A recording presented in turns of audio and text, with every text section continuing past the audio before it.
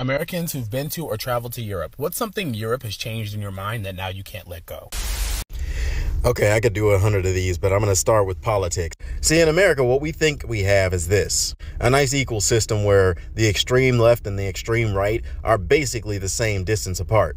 But in reality, if you're going to be on the extreme right, which you basically have to be if you're going to be in the Republican Party, basically anybody to the left of you looks like a communist by comparison. Now, I would say this is the European model. Now, these people over here, your Trumps, your QAnons, to them, this person who's to the right of even the most staunch anti-government European probably looks like a socialist by comparison. And the problem that brings for somebody who's actually on the left is that there's no way to compromise with somebody who's this far away from you on the spectrum without some of your beliefs or actions falling somewhere in the far right wing. What that means in a practical sense is when these people say it's okay for cops to kill black people in the street, is how we end up with a president whose extreme left view is to shoot them in the leg and not the heart. Well, I live here, so it might be a bit biased. But not having a very solid life plan at the age of 18, you know, kind of staying single until you're in your 30s and not having kids until you're in your 30s and, you know, not feeling like a functional adult until you're, well, within your mid-30s is okay. It's fine. Also, the medical care here is so cheap and accessible that it allows people like me at 40 to just so play American football. I was living in France for 7 months, so I would say it changed my lifestyle a lot. Firstly, I can't even wear Crocs outside anymore. Or any really athletic clothing to any place other than the gym. I'm not doing it. I'm also not in a rush to do anything, to go anywhere, to finish my food. I'm not in a rush to do anything. I love eating in now. I don't want to eat in the car. I don't want to eat in a drive-thru. I just want to sit and eat. Lastly, I would say diet and exercise. I find myself parking further away so that I can walk because I watch so much in France. And then I'm also not eating the same things I used to eat because they didn't have Pop-Tarts. They didn't have all this sugar that we eat in the U.S. all over the place. And if they did, it was rated an F. So you don't even want to eat that. Hey, I was born and raised in America. I came to the UK when I was 21. I broke my ankle not long after I got here and had a full operation, full physiotherapy for months, was looked after by doctors for months. Do you know how much it cost me? Nothing. It cost me nothing. I had my daughter here. I had full prenatal care. I tried to have a home birth, and I had a few teams of midwives and a doctor in attendance at my home. It turned into an emergency. I was taken to hospital and ended up having her in the hospital. And you know how much it cost me? Nothing.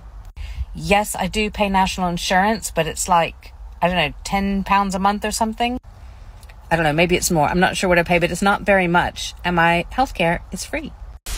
Hi, I'm an American living in Germany, and my wake-up call was realizing that the fact that I'm mortified of calling 911 in the US is not normal.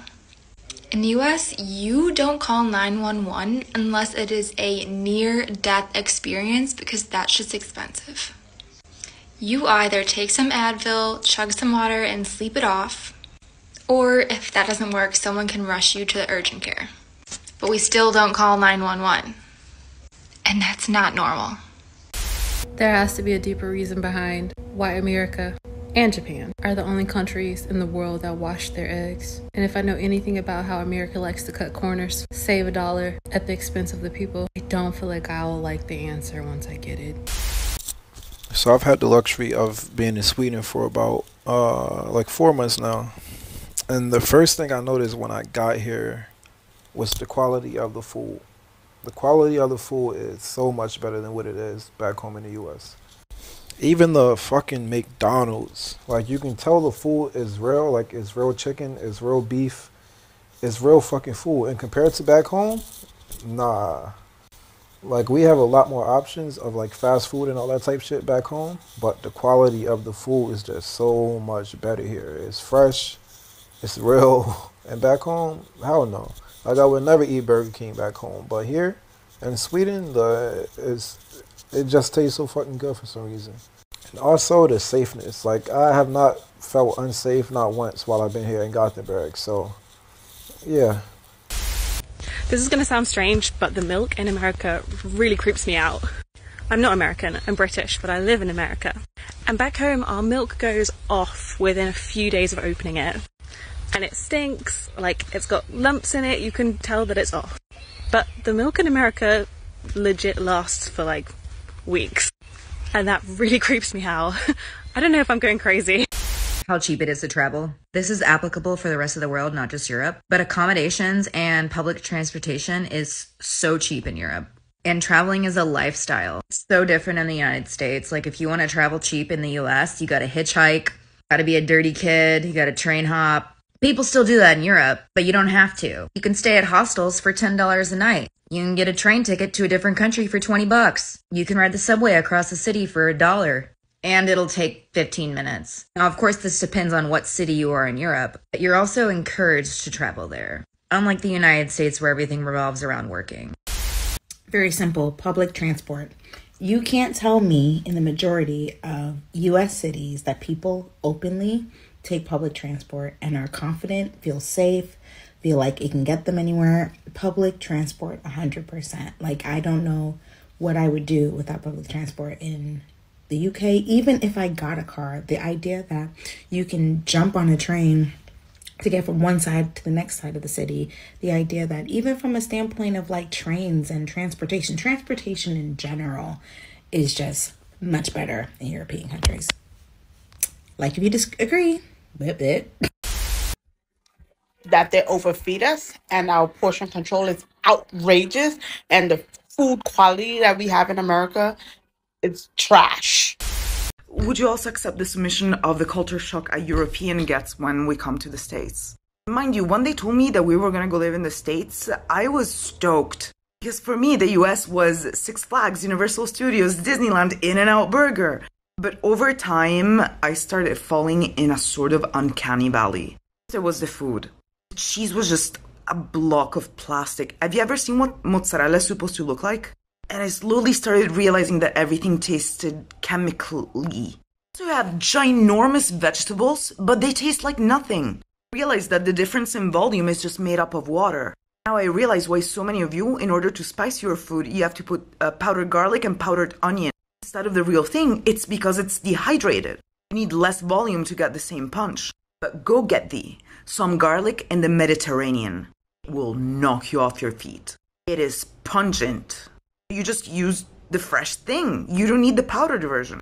And I know what I'm on about because I have been to Gilroy, your capital of garlic. Honestly, meh. Sorry, but yeah. Then there's sugar everywhere, even in the bread. And for a nation that is so obsessed with sugar, how do you consistently get your candy so wrong? I'm sorry, but I'm not letting you off the hook until we talk about corn candy. What the fuck is that?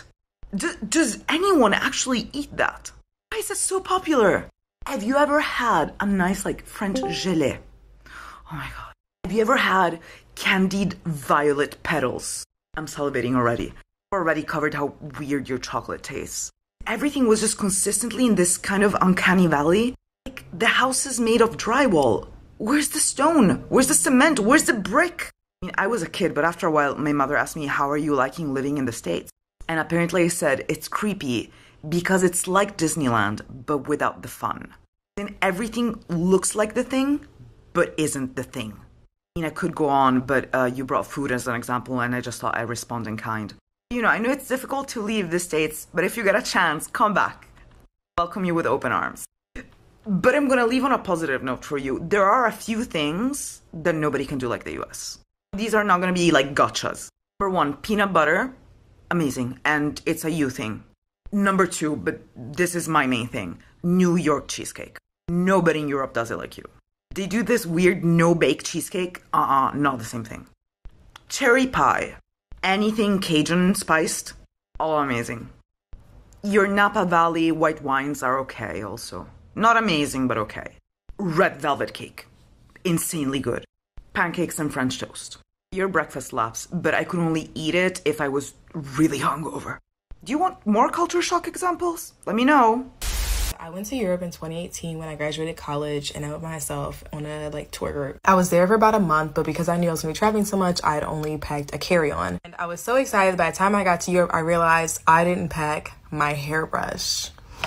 And at the time, my hair was much longer and I was wearing a wash and go for this trip. So anyway, while I was traveling, I met friends and I told them like, hey, I need to find like a hairbrush. They were like, oh, we'll just go to the supermarket. And I was like, no, like I need a different brush. It's not the same. I know it when I find it. When I tell you I spent the entire month searching for a hairbrush for black hair, my hair looked crazy. Nobody knew because it was. And it made me realize that even though I complain about America all the time, I still have access to hair products that are made for me. Braids next time.